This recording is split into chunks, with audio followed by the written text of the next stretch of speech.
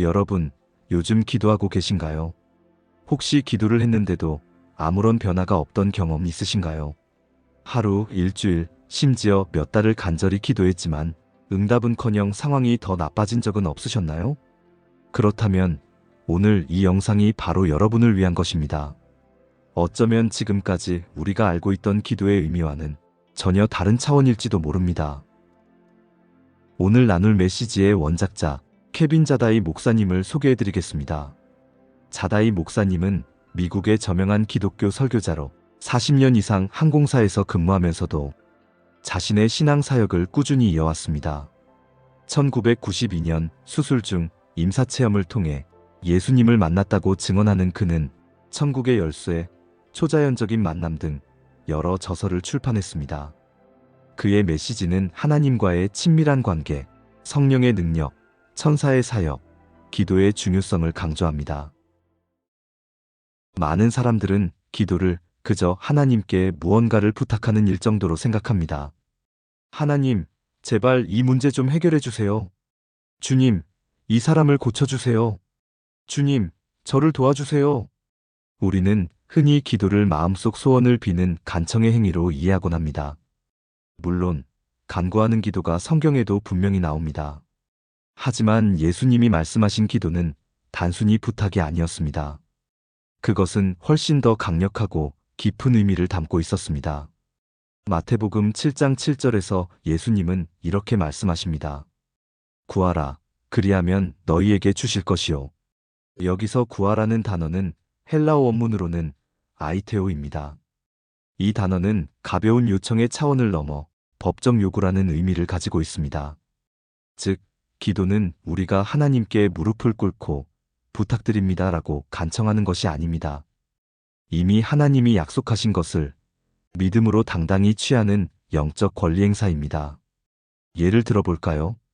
여러분이 정식으로 계약서를 쓰고 아파트를 구입했다고 가정해 봅시다. 이제 그 아파트는 법적으로 여러분의 소유입니다. 입주일에 부동산에 도착했는데 직원이 죄송한데 다른 분이 먼저 오셨네요 라고 말한다면 어떻게 하시겠습니까? 그럼 그냥 돌아갈게요 하고 포기하시겠습니까? 결코 그렇지 않을 겁니다. 여러분은 계약서를 보여주며 법적으로 당당하게 요구할 것입니다. 이 집은 제 것입니다.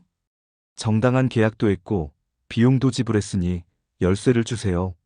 라고 말이죠. 기도도 이와 똑같습니다. 예수님은 십자가에서 우리를 위해 모든 것을 이미 이루셨습니다. 그리고 우리는 그분의 희생을 통해 그 권리를 믿음 안에서 법적으로 청구할 수 있는 존재가 된 것입니다. 그러니 기도는 더 이상 혹시 들어주실 수 있을까요? 가 아닙니다. 기도는 주님, 이미 말씀하신 것을 내가 지금 이 자리에서 취합니다. 라는 믿음의 명령입니다. 기도는 겸손함과 믿음의 균형이 필요한 자리입니다. 하나님의 주권을 인정하되 그분의 약속을 감히 믿고 요구할 수 있는 사람, 그가 바로 진짜 기도하는 자입니다. 정리하자면 지금까지 기도를 부탁으로만 이해했다면 이제는 하늘의 유업을 법적으로 수령하는 행위로 바라보아야 합니다. 이제 이런 질문을 하실 수 있겠죠. 그렇다면 왜 나는 아무리 믿고 기도해도 응답을 받지 못했을까? 이 부분은 정말 중요합니다. 우리는 흔히 이런 공식을 가지고 있습니다. 순종하면 축복받는다. 기도하면 응답받는다. 헌금하면 열매가 있다. 그러나 현실은 때로 이렇습니다. 기도했는데도 병이 낫지 않고 헌금했는데 오히려 재정이 더 어려워지며 순종했는데 관계가 틀어지는 일도 생깁니다. 왜 이런 일이 벌어질까요? 바로 여기서 우리는 기도의 본질을 다시 깊이 돌아봐야 합니다. 기도는 단순히 응답받기 위해 하는 것이 아닙니다.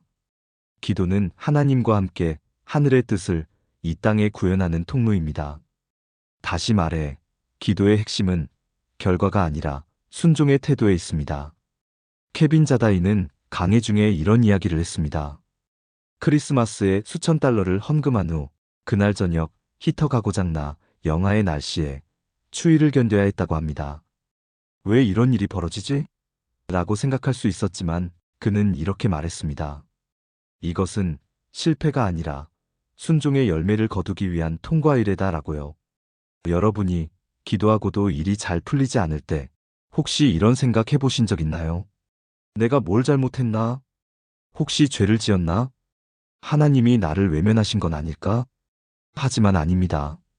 응답이 더딘 것은 하나님이 침묵하고 계셔서가 아니라 여러분 안에서 더 깊은 믿음을 세우고 계신 중이기 때문입니다. 그리고 때로는 여러분의 기도를 방해하는 것은 하나님이 아니라 사단입니다. 에베소서 6장 12절은 분명히 말합니다.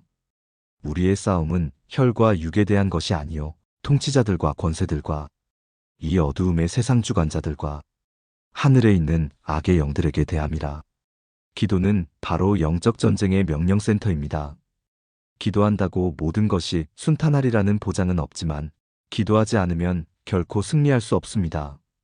기도는 하나님을 설득하는 행위가 아니라 내 믿음을 확고히 하고 하나님의 뜻을 이 땅에 적용하는 실전 훈련입니다. 응답이 보이지 않는 시기일수록 기도를 포기하지 마십시오. 그때가 바로 당신이 영적으로 가장 깊이 성장하는 순간일 수 있습니다. 우리는 기도를 종종 이렇게 생각합니다. 내 방 한쪽에서 혼자 말하는 행위 혹은 하나님을 향한 영적인 속삭임 정도로 말이죠. 하지만 이것은 기도의 본질을 너무나 축소시킨 시각입니다. 성경은 기도를 하늘 보좌 앞에서 일어나는 하늘의 회의로 묘사합니다. 단순한 소통이 아니라 하늘의 결정권이 발동되는 자리입니다. 이게 무슨 의미일까요? 히브리서 4장 16절을 보시면 이렇게 나옵니다. 그러므로 우리는 긍휼하심을 받고 때를 따라 돕는 은혜를 얻기 위하여 은혜의 보좌 앞에 담대히 나아갈 것이라. 여러분, 우리는 기도할 때 마치 천상의 법정에 입장한 사람처럼 행동해야 합니다. 이 법정에는 다음 세 가지가 존재합니다. 첫째, 하늘의 법률 조항인 하나님의 말씀입니다. 시편 119편 105절은 말합니다. 주의 말씀은 내 발의 등불이요 내 길의 빛이니이다. 둘째, 우리의 대언자이자 변호인인 예수 그리스도입니다. 요한일서 2장 1절은 말합니다. 만일 누가 죄를 범하여도 아버지 앞에서 우리에게 대언자가 있으니 곧 의로우신 예수 그리스도시라. 셋째, 우리의 보증인이자 도우미이신 성령님. 로마서 8장 26절은 말합니다. 성령도 우리의 연약함을 도우시나니 우리가 마땅히 빌 바를 알지 못하나. 이 세 가지가 바로 기도의 실제 무대입니다. 즉, 우리는 하늘 보좌에서 이미 허락된 하나님의 뜻을 선포하고 집행하는 자들입니다. 예수님은 우리를 단순한 신도가 아닌 왕 같은 제사장으로 부르셨습니다. 제사장은 하나님 앞에 나아가는 자이고 왕은 통치하고 명령하는 자입니다. 따라서 기도란 단순한 간청이 아니라 하늘 보좌에서 하늘의 뜻을 읽고 땅에 명령을 내리는 통치의 행위입니다. 한번 상상해 보세요. 여러분이 눈을 감고 기도할 때마다 여러분의 영혼은 천상의 회의실에 입장합니다. 주님의 보좌 앞에서 예수님의 중보와 성령님의 도움 속에 하나님의 뜻을 받아내고 그 뜻을 땅 위에 집행하는 영적 대사의 임무를 수행하게 되는 겁니다. 그래서 진짜 기도는 내가 무엇을 얻느냐보다 하나님이 무엇을 명령하셨는지를 받아내는 시간입니다. 지금 이 영상을 보는 당신은 단순한 평신도가 아닙니다. 천상의 통로이자 하나님의 통치 파트너입니다. 기도는 바로 그 위치에서 시작되는 하늘과 땅을 잇는 영적 명령권의 시작입니다. 지금까지 우리는 기도를 개인적인 영적 수련이나 나와 하나님 사이의 1대1 대화로만 생각해왔습니다. 물론 이것도 맞는 부분입니다. 하지만 성경은 기도를 결코 개인전으로 보지 않습니다. 기도는 공동체 전쟁입니다. 마태복음 18장 19절에서 20절은 이렇게 말합니다. 너희 중에 두 사람이 땅에서 합심하여 무엇이든지 구하면 하늘에 계신 내 아버지께서 그들을 위하여 이루게 하시리라. 두세 사람이 내 이름으로 모인 곳에는 나도 그들 중에 있느니라. 두세 사람이 함께 기도하는 것, 그 자체가 예수님의 임재를 불러오는 통로입니다. 그리고 여기서 중요한 점, 기도의 능력은 동시성보다 합심성에 있다는 것입니다. 단순히 같은 시간에 기도하는 것보다 같은 마음, 같은 영, 같은 뜻으로 기도하는 것이 영적 폭발력을 만들어냅니다. 케빈 자다이는 말합니다. 교회는 프로그램이 아니라 기도하는 사람들의 집합체라고요. 그는 워리어 노츠라는 전 세계 네트워크를 통해 지역 교회들이 각자의 거처에서 기도 공동체를 만들도록 강조합니다. 그 이유는 간단합니다. 악한 세력은 혼자 있는 성도를 쉽게 공격하지만 연합된 성도는 감히 손댈 수 없기 때문입니다. 사단은 항상 분열을 노립니다. 그리고 기도하지 않는 공동체를 가장 쉽게 무너뜨립니다. 반면에 기도하는 가정, 기도하는 교회, 기도하는 도시에는 하늘의 군대가 머무릅니다. 이사야 62장 67절은 이렇게 명령합니다. 예루살렘이 세워지기까지 쉬지 말고 여호와께 쉬지 못하시게 하라. 하나님을 쉬지 못하시게 하라고요? 이것이 바로 공동체 기도의 위력입니다. 우리의 끈질긴 기도는 하늘을 바쁘게 만들 수 있습니다. 한 사람이 천을 쫓고 두 사람이 만을 쫓는다는 말씀처럼 기도의 연합은 영적 군사 전략입니다.